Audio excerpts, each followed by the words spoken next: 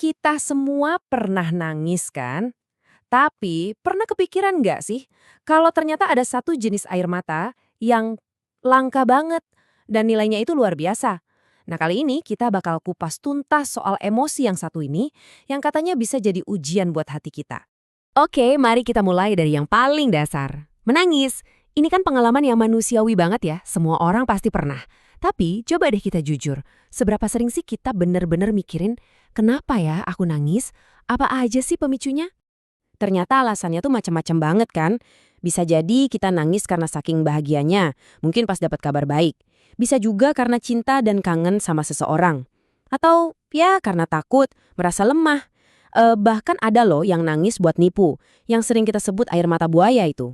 Tapi dari semua alasan tadi, ternyata ada satu yang beda, bener-bener beda.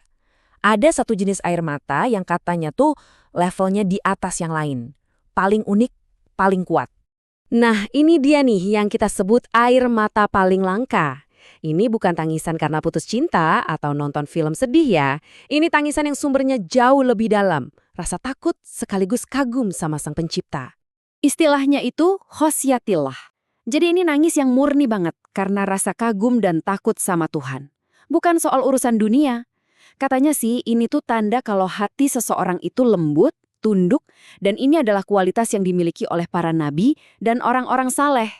Dan yang perlu kita garis bawahi di sini, ini tuh langka banget. Ditekankan loh, sangat-sangat jarang.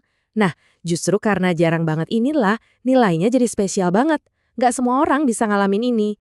Oke, kalau emang ini langka banget, terus ganjarannya apa dong?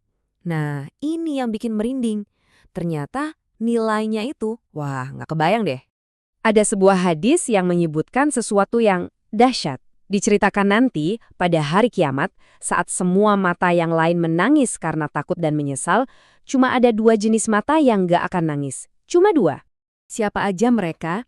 Yang pertama ya ini, mata yang pernah menangis karena takut pada Allah. Pas banget sama yang kita bahas.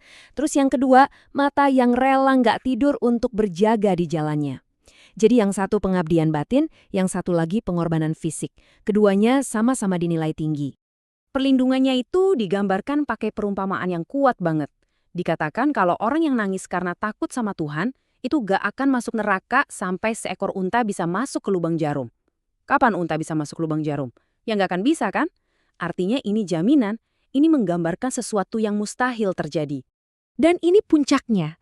Ada perbandingan yang luar biasa banget.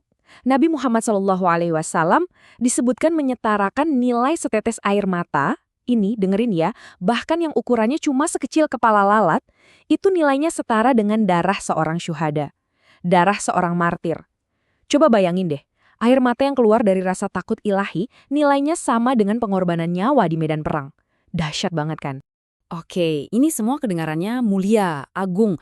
Tapi gimana kalau kita nggak bisa nangis ya gitu? Nah, disinilah kita masuk ke bagian yang jadi ujian buat hati kita masing-masing. Terus gimana dong kalau Anda ngerasa, kok aku susah ya nangis kayak gitu? Gimana kalau hati rasanya kok keras, beku, dan air mata kayak nggak mau keluar? Ini pertanyaan yang jujur banget dan penting buat kita renungkan. Ternyata ada metode yang disarankan buat melembutkan hati. Jadi bukan cuma nunggu pasif aja. Langkah pertama, ingat, coba deh renungkan lagi hal-hal menakutkan tentang akhirat yang kita yakini. Langkah kedua, percaya. Metode ini cuma bakal berhasil kalau kita benar-benar percaya sama Tuhan dan semua peringatannya. Nah, langkah ketiga, refleksikan. Kalau kita beneran percaya dan hati kita masih bisa merasa, katanya nih, air mata itu pasti bakal datang. Tapi gimana kalau kita udah coba cara itu, tapi nggak ada rasanya sama sekali? Hening, nggak ada apa-apa. Nah, kalau udah begini, ini mengarah ke sebuah kesimpulan yang cukup serius soal kondisi batin kita. Peringatannya keras banget.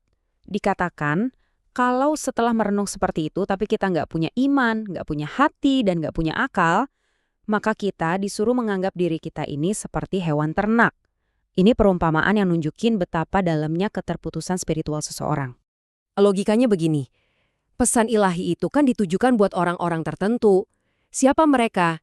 Ya mereka yang punya hati, yang punya rasa takut, yang percaya, yang mau kembali padanya, yang punya pemahaman. Jadi kalau nggak ada wadah itu di dalam diri kita, ya pesannya nggak akan nyampe. Nah, pada akhirnya semua pembahasan ini kembali lagi ke diri kita masing-masing.